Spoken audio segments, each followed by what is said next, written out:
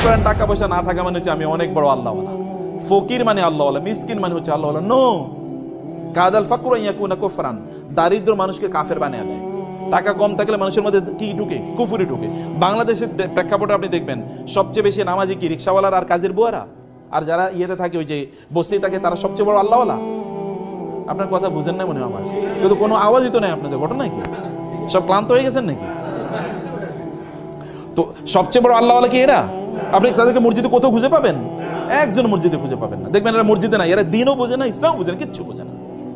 তার মানে দারিদ্র মানুষকে কাফের বানিয়ে দেয়। দারিদ্রের কারণে সে ইসলাম বুঝতেই পারে না। দারিদ্র থাকলে মানুষ আল্লাহর ইবাদত করতে পারে না। সে কারণে দারিদ্রের সাথে ফাইট করতে হবে আপনাকে। আলী রাদিয়াল্লাহু বলেছেন, দারিদ্র যদি কোনো মানুষের নাম হইতো তাহলে ওই লোকের আমি জবাই করে ফেলতাম। দারিদ্র যদি কোনো মানুষের নাম, তো পভার্টি যদি কোনো মানুষের নাম, তাহলে আমি ওর হত্যা করে ফেলতাম, যে ওর পাশে থাকা উচিত না, কারণ ও থাকলেই মানুষ কষ্ট পাবে।